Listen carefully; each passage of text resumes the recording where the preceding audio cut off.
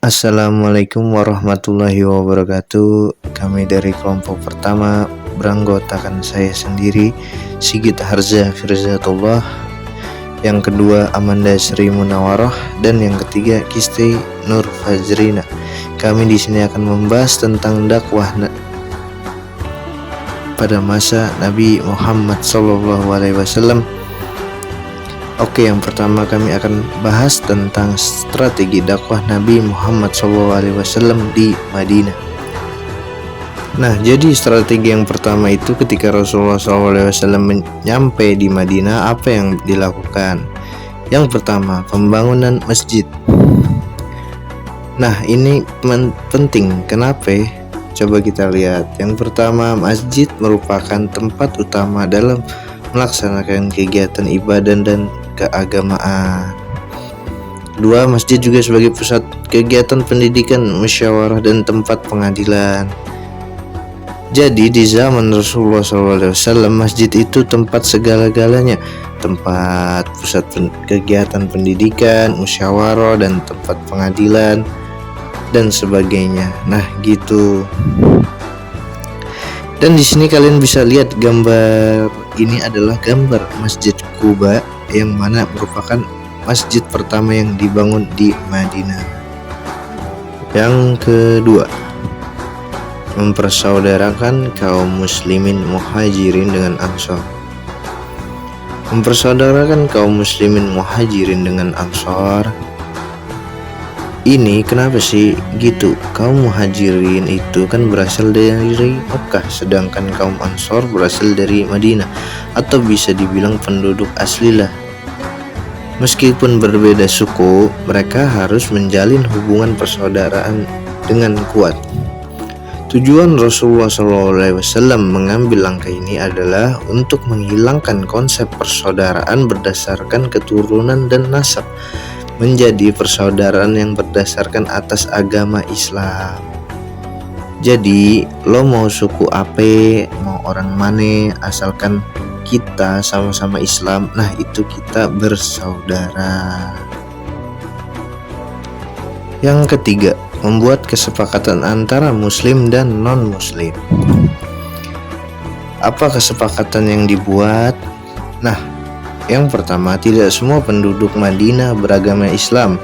Sebagian beragama Yahudi, sebagian lagi bangsa Arab yang belum menganut Islam. Kesepakatan, kenapa sih harus diadakannya kesepakatan? Hasil kesepakatan diberi nama dengan Mitsaq Madinah, yaitu Piagam Madinah. Dengan Piagam Madinah ini penting untuk kerukunan keagamaan kan antara umat Islam sama yang bukan Islam, pokoknya satu penduduk deh. Dan isi piagamnya apa aja nih? Nah, isi Piagam Madinah yang pertama, setiap golongan memiliki kebebasan dalam beragama dan berpolitik. Nah, bebas, lakum dinukum waliyadin. Yang kedua, setiap golongan bebas melaksanakan ajaran agamanya masing-masing. Jadi nggak ada larangan. Yang Islam sholat ya boleh sholat, kagak ada larangannya. Yang Yahudi ibadah ala-ala Yahudi, yang nggak dilarang sama umat Islam. Jadi di sini toleransi beragama. Yang ketiga, seluruh penduduk Madinah baik kaum muslim maupun yang Yahudi harus bantu-membantu dalam bidang moral dan material. Mereka harus menangkis semua serangan terhadap kota Madinah secara bersama-sama. Jadi di sini tuh Rasulullah mengajarkan kalau Madinah itu adalah rumah bersama. Jadi harus ngerawat Madinah bareng-bareng. Biar beda agama tapi Madinah itu rumah bersama. Sama kayak Indonesia, rumah bersama harus dijaga, dan yang sama umat Islam harus dijaga, umat Kristiani, yang Hindu, yang Buddha, yang Konghucu gitu. Yang keempat, dalam segala hal Rasulullah SAW adalah pemimpin teratas bagi seluruh penduduk Madinah. Kepada beliaulah dibawa segala perkara dan perselisihan diselesaikan. Jadi di sini Rasulullah itu punya dua kedudukan. Yang pertama, kedudukan sebagai pemimpin agama, dan yang kedua sebagai pemimpin negara. Oke, yang keempat apa nih? Membuat aturan-aturan baru di bidang politik, sosial, dan ekonomi. Dengan masuknya Islam di Madinah, diperlukan sistem pemerintahan yang berlandaskan kepada Al-Quran dan hadis dengan mengedepankan prinsip demokrasi dan musyawarah. Jadi di situ Rasulullah SAW ngebangun sebuah peraturan-peraturan yang gak bertentangan dengan Al-Quran dan hadis. Oke, itu aja singkat padat di pelajaran kita kali ini, semoga bermanfaat. Semua assalamualaikum warahmatullahi wabarakatuh. Tema kali ini kita akan membahas tentang strategi dakwah Nabi Muhammad SAW di Mekah. Oke, yang pertama, ketika Rasulullah SAW menjadi nabi, nah di sini Nabi Muhammad itu mendapatkan tugas untuk menyebarkan agama Islam. Yang pertama, strategi yang dilakukan oleh Nabi Muhammad SAW di Mekah yaitu adalah dakwah secara sembunyi-sembunyi. Oke, lanjut. Ini ada beberapa poin yang mesti kalian perhatikan. Dakwah secara sembunyi-sembunyi. Yang pertama, agama Islam sebagai agama yang dibawa oleh Nabi Muhammad SAW belum dikenal sama sekali oleh masyarakat Mekah. Nah, jadi itu masyarakat Mekah, kalian udah tahu kan kondisinya kayak gimana. Mereka itu disebut orang-orang yang jahiliyah, bukan karena bodoh ilmu, tapi bodoh karena ketauhidannya. Yang kedua, ajakan Nabi Muhammad SAW untuk masuk Islam ditolak oleh mentah-mentah oleh masyarakat Mekah karena bertentangan dengan tradisi menyembah berhala. Terus poin yang ketiga, lanjut. Nabi Muhammad SAW melakukan dakwah secara sembunyi-sembunyi terlebih dahulu agar mendapat dukungan dari orang-orang terdekat. Oke, jadi gak mungkin dong Nabi Muhammad ketika baru diutus menjadi Rasulullah SAW langsung berdakwah secara terang-terangan. Jadi pas awal-awalnya Nabi Muhammad diangkat menjadi nabi, dan di situ sudah ada misi untuk menyampaikan ajaran Islam, untuk menyebarkan ajaran tauhid, dan di situ orang-orang Arab langsung menolak gitu. Nah, makanya strategi yang dilakukan oleh Nabi Muhammad SAW atas perintah Allah itu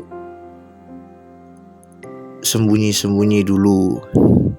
Yang mana di sini orang-orang terdekat dulu nih yang masuk Islam, seperti halnya istri Rasulullah, sahabat-sahabat dekatnya, dan lain sebagainya, yang mana kita akan bahas di slide selanjutnya.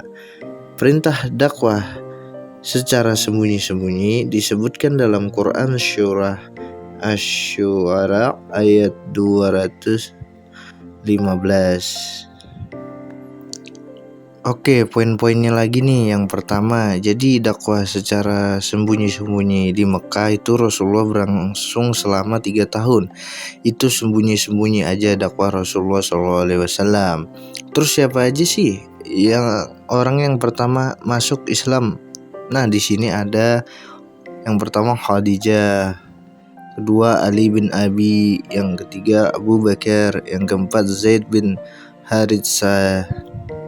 Yang mana keempat orang ini disebut dengan as-sabiqunul awwalun, orang-orang yang pertama masuk Islam. Kemudian mulai bertambah, yaitu Utsman bin Affan, Abdurrahman bin Auf, Zubair bin Awam, Sa'ad bin Abi Waqqas, Talha bin Ubaidillah, Abu Ubaidah bin Jarrah, Arkam bin Abil. Nah, pokoknya itu Rasulullah berdakwah secara sembunyi-sembunyi. Itu ngajak orang-orang terdekatnya dulu, yang mana di sini sedikit demi sedikit mulai banyak yang masuk Islam. Nah, kemudian selama berdakwah secara sembunyi-sembunyi ini, kegiatan dilakukan di rumah Arkam bin Abil Arkam.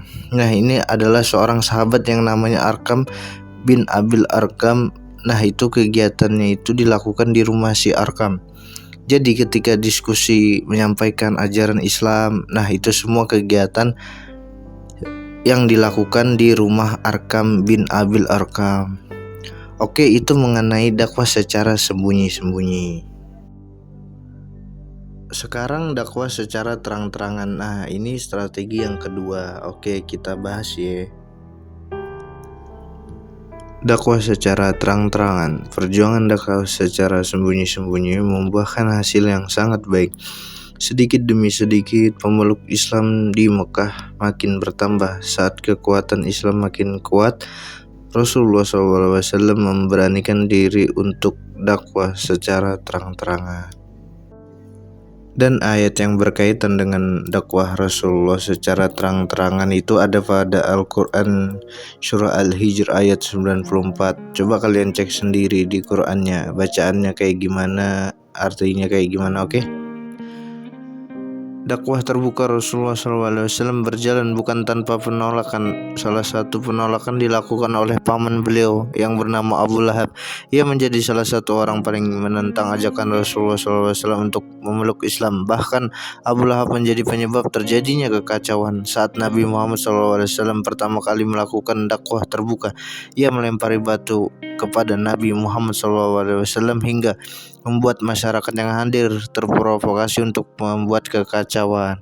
Nah, di sini baru aja Rasulullah dakwah secara terang-terangan pamannya sendiri, yaitu Abu Lahab, orang yang paling menentang ajakan dakwah Rasulullah SAW, sehingga masyarakat yang lain itu terprovokasi oleh Abu Lahab. Akhirnya jadi kesel, jadi benci, jadi marah sama Rasulullah SAW karena ajakannya, karena membawa agama tauhid untuk menyembah Allah, untuk meninggalkan kemusyrikan. Nah, itu.